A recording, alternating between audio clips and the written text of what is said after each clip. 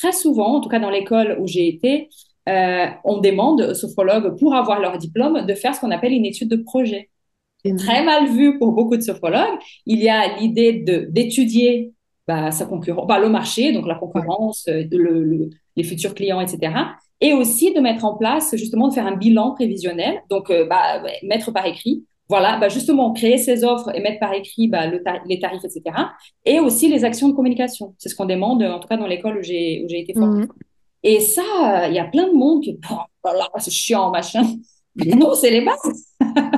C'est sans ça. Typiquement, c'était notre deuxième question. Tu vois, là, je parlais des objectifs. On s'était noté juste après, dans quel marché je vais évoluer, Ouais. qu'est-ce Exactement. qui existe. Et c'est pas pour se dire, il y a plein de concurrence, j'arriverai jamais à me différencier ou quoi. C'est vraiment pour avoir une idée générale de son environnement. Parce que si on veut ici développer, il faut connaître comment il fonctionne, il faut voir un peu Bah les oui. codes. Pas maîtresse de hier, quoi. C'est ça. Voilà, même s'il y a beaucoup de sophros autour de vous, bon, bah, c'est un fait, mais vous savez que vous pouvez vous différencier de Mm. différentes manières, ce sera notre troisième point. Mais c'est important de, ouais, de pas mettre ses œillères et de vraiment prendre le temps d'étudier la concurrence, le marché, de regarder comment ça évolue, etc., quoi. Et au-delà de tout l'aspect peut-être un peu chiant, effectivement, de faire des recherches, de trouver des chiffres pas très concrets, en fait, rien qu'elle est sur le terrain, Ouais. aller échanger avec des clients potentiels, d'autres sophrologues ou thérapeutes autour de soi qui pratiquent depuis un certain temps, voir les difficultés qu'ils ont rencontrées, qu'est-ce qui marche, qu'est-ce qui fonctionne moins, etc.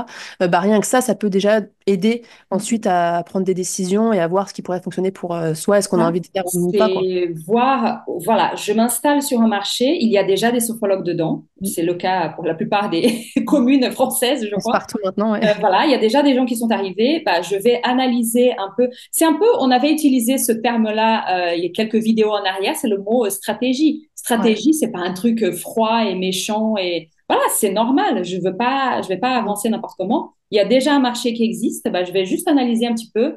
Qu'est-ce qui se fait déjà? Si je sais pas trop encore dans quoi je vais me spécialiser, je constate qu'il y a 15 sophrologues qui sont spécialisés en périnatalité.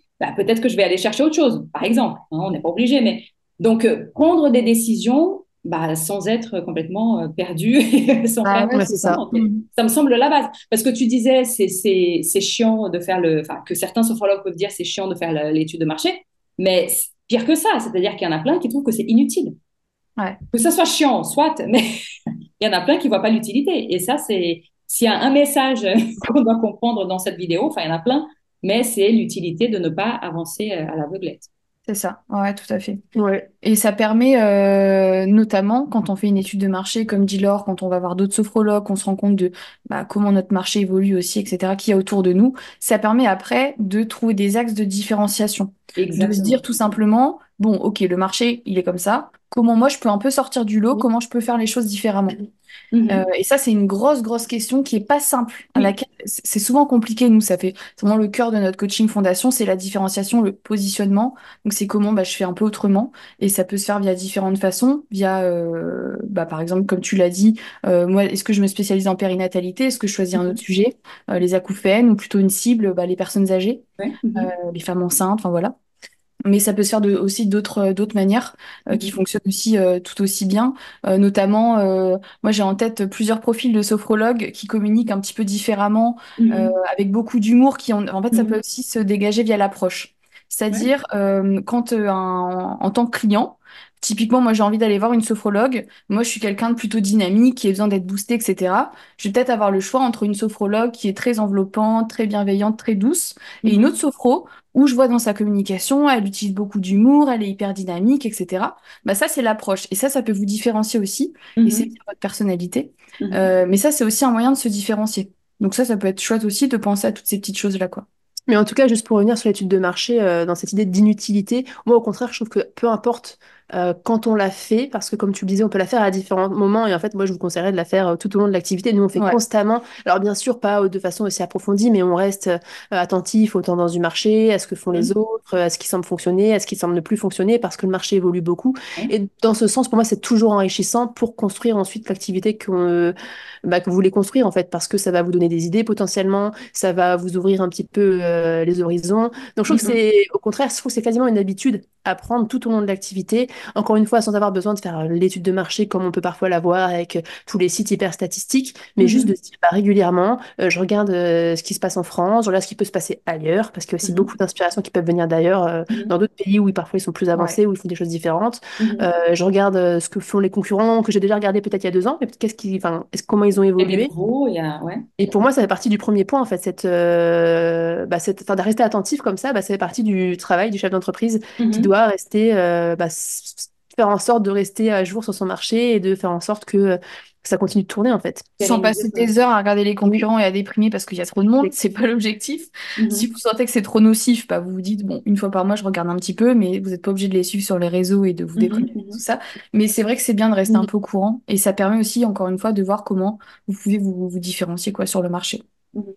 Et ça, j'ai l'impression, depuis le temps que je vous suis, que c'est un petit peu la clé maintenant. Donc, ce dont tu parlais, Colline, l'histoire de créer une communication qui va être différente de celle des autres, soit à travers une spécialisation, soit à travers Mhm. une personnalité peut-être. Mais j'ai l'impression que c'est de nos jours indispensable. Si on fait Ouais. pas ça, on va avoir on va se retrouver si j'invite toutes les personnes qui regardent cette vidéo à faire le test. Si vous tapez sophrologue code postal, vous allez tomber sur 5, 10, 15 sites de sophrologues. Essayez d'en choisir un. Ça va être Ouais. compliqué parce que très souvent, c'est des sophrologues qui sont généralistes. Et justement, parce que c'est un peu le paradoxe, c'est qu'on a peur, on se dit si je me spécialise, bah, si je fais que des femmes enceintes, bah, les hommes viendront pas me voir. Et moi, j'ai besoin de chiffre d'affaires, je veux que tout le monde vienne me voir. Ouais. Et donc, voilà. Vous avez l'expérience avec le fait que se spécialiser ne ferme pas des portes, au contraire. Mhm. Je pense que honnêtement, on peut dire maintenant, après effectivement 3 ans et demi, alors on ne veut pas dire que c'est nécessaire parce que voilà, il y en a qui sont vraiment fermés à l'idée de se spécialiser et ça peut marcher sans spécialiser, mais D'accord? c'est honnêtement se tirer une balle dans le De pied prendre et beaucoup plus de tous temps. des bons, des excellents résultats, même parfois. Alors on n'a pas beaucoup de recul, mais même des gens qui viennent de commencer peut-être cette année et pour qui ça fonctionne déjà bien, c'est que Mhm. des gens qui se sont hyper spécialisés. Et Mhm. alors, c'est pas forcément besoin d'être hyper durable, c'est pas l'idée de se dire bah, toute ma vie ou la vie de mon activité, toute ma vie de sophrologue, je vais faire que ça, ou je vais accompagner que ce type de problématique, je vais intervenir que dans ce type de structure. Mais Mhm. n'empêche qu'au départ, pour se faire un nom, pour pratiquer, bah, c'est ce qui fonctionne le mieux, hein. Ouais. Et ça, pour le coup, c'est sûr qu'on le voit tout de suite. Et moi, si je peux prendre un exemple un petit peu concret, j'ai l'exemple d'une cliente sophrologue en tête qui est spécialisée pour les enfants ados Mhm. neuroatypiques. Mhm. Et elle Mhm. me partageait encore la semaine dernière que oui, elle était très très spécialisée, donc sa com est hyper pertinente, hyper claire. Et pour autant, il y a d'autres gens qui viennent les voir. Par exemple, les mamans de ces enfants-là, où Ouais. elle a des personnes âgées qui n'ont Mhm. rien à voir avec cette cible. Mais en Mhm. fait, elle est devenue tellement visible au niveau de là où elle exerce, elle a tellement une bonne communication que Mhm. maintenant, quand on pense sophrologue, on pense à elle et du coup, elle a pas mal de monde, quoi. Donc, c'est vrai que ça ferme pas des portes, en fait, au contraire. Parce que je pense aussi que la spécialisation, elle sert beaucoup la communication. Donc, qu'est-ce Mhm. qu'on va dire sur nos réseaux sociaux, sur notre site internet, le discours, comment on va se présenter, prospecter, etc. Mhm. Mais à côté de ça, tu as tout le bouche à oreille, finalement, Bah ouais, c'est qui se 100%. développe beaucoup plus naturellement et de façon beaucoup moins spécifique. Et si tu vas voir une sophrologue, effectivement, pour ton enfant qui a des soucis, enfin, qui est neuroatypique, ça n'empêche pas que si elle est bonne, tu vas peut-être la conseiller à ta Exactement. mère ou à ton ami parce qu'elle a juste besoin d'une sophrologue ou de se détendre. Donc, en Mhm. fait, Tout à après, fait. le bouche à oreille peut ouvrir des portes de toute façon. Mm, mm. C'est ça. Et on n'est jamais complètement fermé, même quand on est très spécialisé. Ouais. Ouais, c'est ça.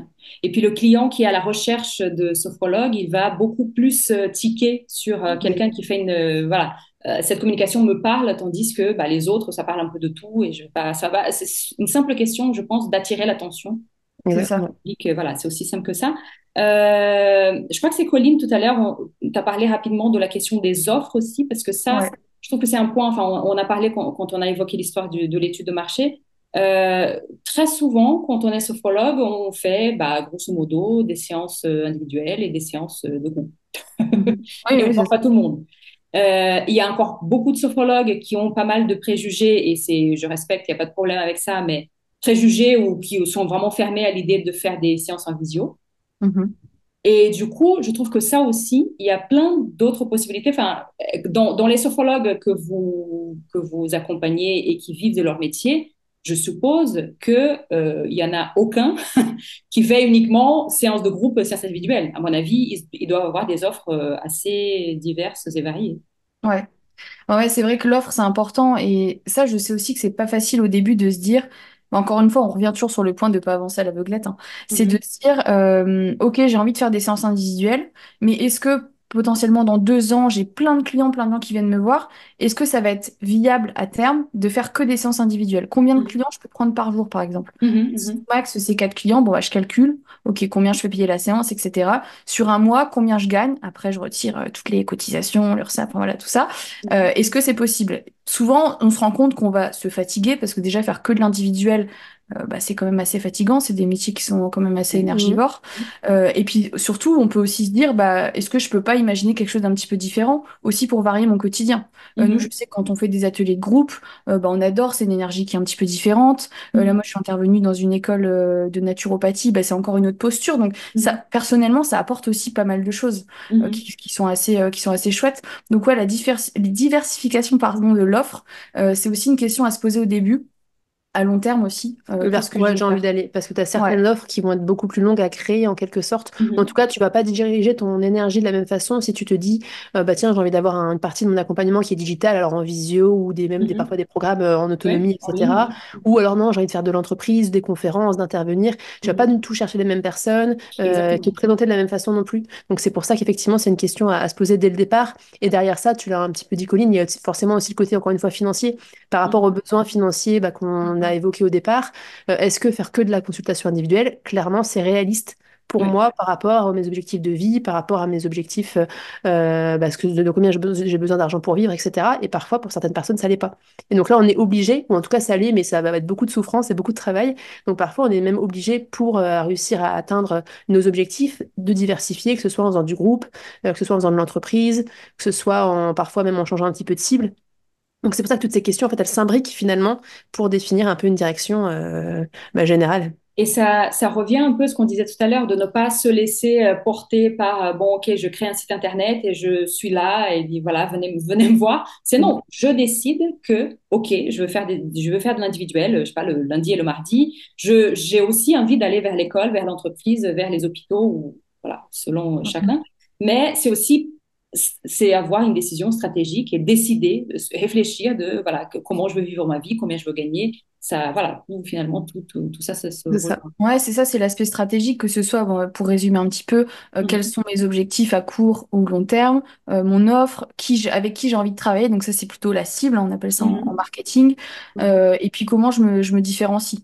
Tout ça, c'est des choses qui doivent être pensées en amont, Ouais. sinon en effet ça va être un petit peu bancal, et même pour soi c'est pas très confortable, parce qu'on sait pas trop où on va, et puis bon, souvent c'est pas très épanouissant, quoi, on patauge un peu, quoi. Moi, j'aime bien l'idée de effectivement choisir en fait, de te Ouais. dire c'est à moi de choisir et d'agir ou de faire les actions pour que mes choix, bah, je puisse mener mes choix à bien et de pas uniquement effectivement se laisser porter ou parfois même subir Exactement. ce qui se passe en fait ou parce que je suis vraiment un petit peu au pied du mur, voilà, d'essayer de, surtout encore une fois au départ, bah, de se laisser l'opportunité d'aller vers vraiment ce qui nous anime et enfin, ce qu'on a envie de faire Mm, quoi. mm. Ouais. C'est vraiment l'exemple que je donnais tout à l'heure où j'avais des séances à 19h, de 20h. C'était vraiment, j'avais vraiment l'impression de subir. C'est exactement ça. C'est pas moi qui ai choisi et j'ai pas le choix parce que je dois dégager un chiffre d'affaires. Mm. Donc, voilà. Ouais. Donc, Mais en fait, voilà. ça va très très vite. Franchement, je pense que c'est pour ça que nous, on aime bien insister là-dessus et vraiment d'y penser encore une fois dès le départ, parce qu'on se fait très très vite amener, enfin embarquer il y a plein d'opportunités, il se passe plein de choses, on est tous débordés très vite.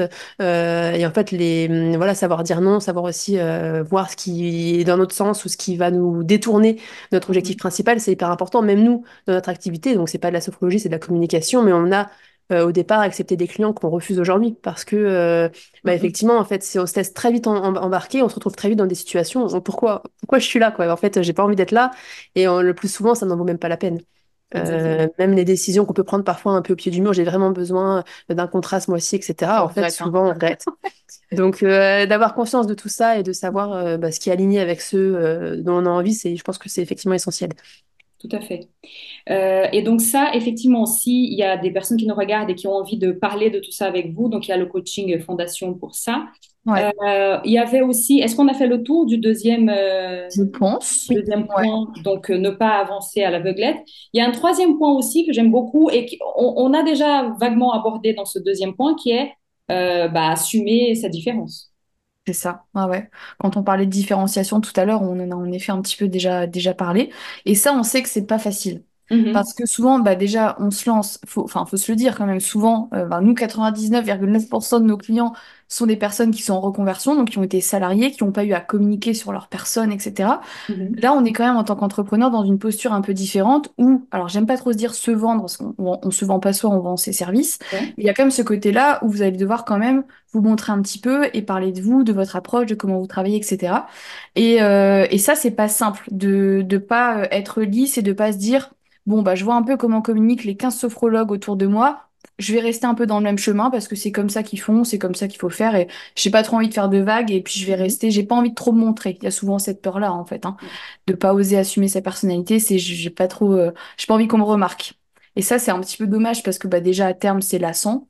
Nous, on l'a remarqué aussi sans faire attention, alors que Mhm. voilà, on lissait un petit peu notre communication au bout d'un moment, et en fait, au bout d'un moment, on s'est retrouvé à plus réussir à communiquer, à plus avoir envie, etc. Et on s'est dit, bah en fait, on s'ennuie. Donc, à un moment, il faut vraiment assumer sa personnalité, qui on est, etc. Pour pouvoir après s'éclater dans sa communication et surtout se différencier des autres. Parce que la communication, il faut vraiment le voir comme un moyen de faire découvrir qui vous êtes en tant que personne, mais en tant que sophrologue. C'est en fait Mhm. un petit aperçu de ce que vos clients, quand ils seront clients, enfin, comment vous allez les accompagner en séance, en fait. Il faut simplement le voir comme ça. Mhm. Effectivement, plus que l'idée de vendre, je Ouais. pense qu'il faut le voir comme bah, je vais nouer une relation avec des gens que je ne connais pas, qui ne me Mhm. connaissent pas, et j'ai envie qu'ils apprennent à me connaître, qu'ils voient si oui ou non le feeling semble passer. C'est normal qu'il ne passe pas avec tout le monde.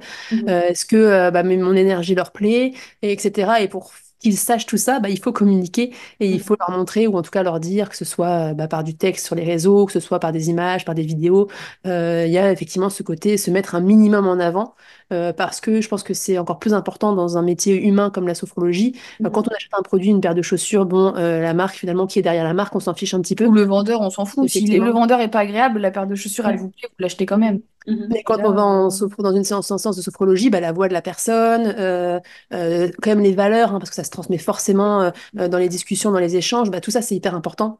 Et La en tout cas, moi, personnalité. même en termes ouais. en tant que cliente, bah, ça joue beaucoup Mhm. quand je vais faire un choix entre différents professionnels, parce que j'ai envie et besoin de sentir que bah, ça va bien se passer, qu'on a l'air d'être sur la même longueur d'onde, etc. Enfin, c'est pas une question d'être ami ou pas ami, c'est vraiment juste de bah, est-ce que je me sens suffisamment en confiance? Est-ce que j'ai l'impression que cette personne va pouvoir m'accompagner, en tout cas dans ce que je recherche? Et pour ça, il faut le montrer un minimum. Et comme Colline le dit, si on se contente de récupérer un petit peu les mêmes types de visuels dans la communication, le même type Mhm. de discours que les autres, bah, le client, après, il a aucun moyen de savoir vous différencier, de savoir si oui ou non vous êtes la bonne personne pour lui. Et donc, il prend pas de choix, ou en tout cas, il prend un choix très pratico-pratique, qui Ouais. est le moins cher, qui est le plus près, etc.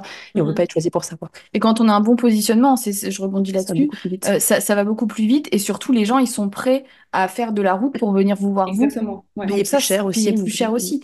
Donc ça, c'est via la personnalité, mais aussi, comme on l'a dit, la spécialisation. Mais finalement, ça se combine un petit peu, quoi. Ça se Mhm. complète. Et ça, c'est un peu de notre époque aussi, c'est-à-dire que j'écoutais une spécialiste en communication parler il y a quelque temps, elle disait, ne serait-ce que, je sais pas, en 2019, c'était complètement différent. Maintenant, c'est aussi de notre époque d'être obligé, enfin, on est obligé de rien, évidemment, mais Ouais. de Mm. se montrer un minimum Mm. pour, voilà, tout ce que vous venez de dire, quoi, pour faire un peu la différence, pour qu'on sache un petit peu. C'est vrai que les personnes qui prennent rendez-vous avec nous, OK, elles veulent faire de la sophrologie, mais elles veulent aussi surtout trouver une solution à leurs problèmes et elles viennent aussi pour nous, pour voilà. Et c'est Ça, indispensable de. c'est un point fondamental que tu dis là. Elles viennent chercher une solution à leurs problèmes. Effectivement, Mhm. elles viennent pas, même pas forcément que pour la sophrologie au départ. Elles Oui, viennent parce oui, qu'elles pensent que la exactement. sophrologie peut être le moyen de Exactement. lui permettre La de passer une sophrologie est situation-là. Un presque un moyen. élément secondaire dans cette histoire. Elles viennent pour nous, elles viennent pour trouver une solution à Mm. leurs problèmes. Et elles viendront pas si on a une communication. Et tu disais, Colline, que c'est vrai qu'au bout d'un moment, enfin, moi, je sais que je crée moi-même tous mes posts, etc. Et j'aime le faire, mais c'est vrai qu'au bout d'un moment, bon, c'est fatigant, Canva, etc.